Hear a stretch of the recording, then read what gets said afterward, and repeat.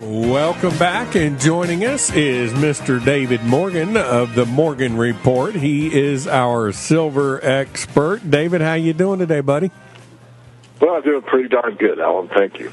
Well, silver was up, when I last checked it a few minutes ago, it was up about 87 cents to $21.22 the ounce. Do you think there's more to come, or are we going to hit resistance here in a few more pennies?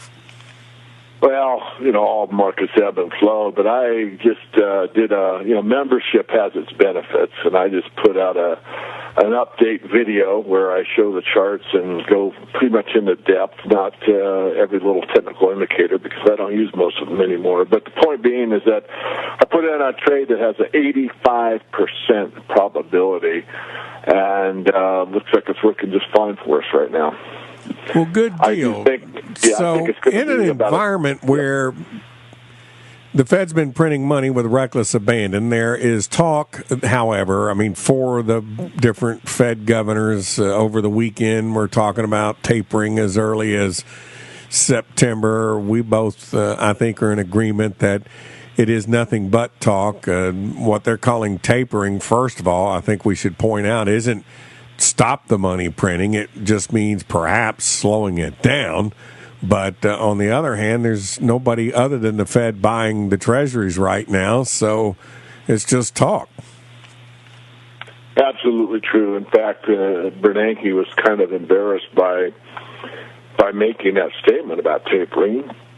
The Open Market Committee probably had this idea that, it's time to, be ahead for a change and start to not buy as many treasuries. So he threw that out. I think he threw it out as a trial balloon. What happened was it cratered all the markets, and everybody had a big old tantrum, a little like a bunch of little kids that the punch bowl was taken away from the party. What do you mean you're not going to print? And so he basically came back and kind of, in a kind of mealy-mouthed way, apologized and sort of indicated, well, we're only going to do this when the right time, and blah, blah, blah, blah. So he sort of like made this amends, so to speak, to the financial market. So what happened when he did that? What happened was gold shot up and the dollar crashed. I don't say crashed. The dollar came down noticeably. So they're in a corner, and they've been in a corner a long time. If they stop printing, all the markets are going. Gold would probably survive and go up, but it might just go in sympathy for a while. But they can't. They can make all the noise they want to, but they're stuck.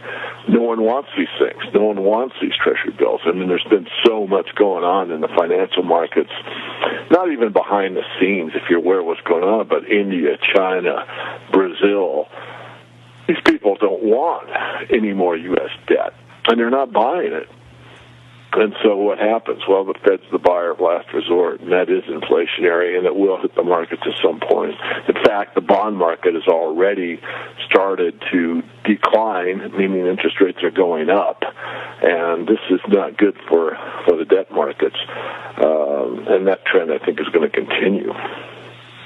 China's central bank officials, towards the end of last week, once again floated the notion of a new gold-backed reserve currency. We're seeing more and more countries around the world trading with each other in their own currency rather than going through the U.S.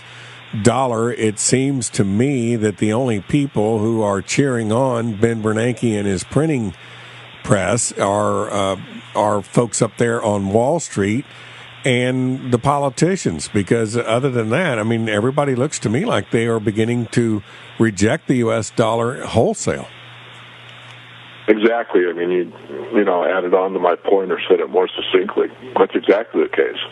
So it's a political thing, and it's a petrodollar. You have to pay for oil in dollars, and this is ending. And as this ends, there's going to be an alternative. It'll either be an alternative currencies, basket of currencies, or some type of gold backing.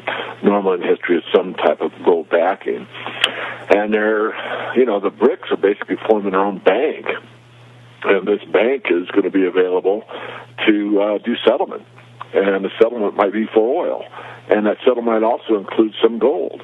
So there is definitely a split coming in who is at the top of the pyramid, and it's not necessarily the Anglo-American Empire that it's been for the last 100 years, basically from the formation of the Federal Reserve.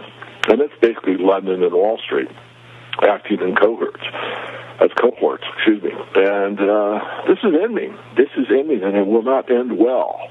So people have got to be aware. They got to be awake, and they've got to, also look at really what happened in the gold and silver markets. I mean, these things were taken down very abruptly on huge volume, but all that volume was a fiction. This is volume that was made up, what's called naked short selling. This is a bunch of paper flying out, or electric digits, really, flying into the financial system, where the COMEX has the most control, that and the Bullion Management Association, and they take the price down. But the physical market is resisting this paper price. In other words, people that are aware are lining up to buy gold at these levels and lining up to buy silver at these levels because they know that these are bargain prices and they won't last forever. Do you think when the FOMC gets together, they'll discuss the fact that the rest of the world is starting to reject the U.S. dollar? Well, I think they've been asking that for some time. And, of course, it's kind of the government force. I mean, it's basically the U.S. military that was run by the intellectual class of the establishment, which was basically going all the way back to Henry Kissinger, that made a deal with the Saudis saying, look, we'll keep you in power. We'll give you our military force. You just have to agree to accept only U.S. dollars for payment in oil. And that went on years ago, and that's been maintained. But it's breaking down. I think they're very aware of it, and I think they do discuss it. Okay, they're aware of it. It's gaining momentum. I mean, not a fortnight goes by that we don't hear of some other minor break away from the dollar, and yet they continue to print the money. What do you think their logic is in doing that?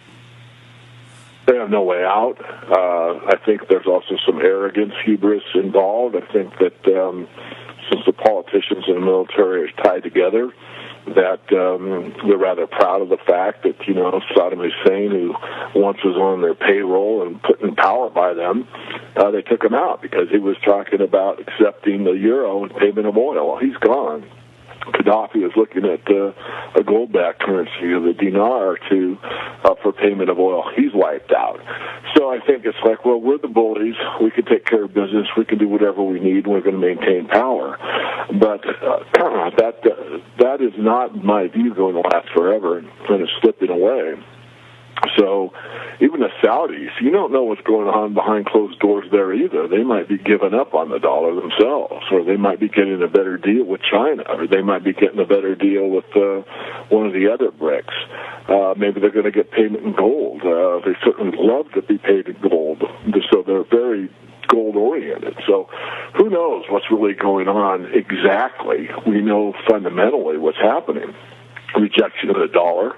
The Anglo-American Empire is on the wane. The East is building, and that there's a huge split between who's really going to have power in the future. Is it going to be the Anglo-American Empire? Is it going to be the BRIC nations? Okay, well, we're out of time already. I've been speaking with David Morgan of the Morgan Report. David, we got about 10 seconds. Give me your email address. It is support@silver-investor.com. Support@silverinvestor.com. David, I appreciate it, guy. You're welcome.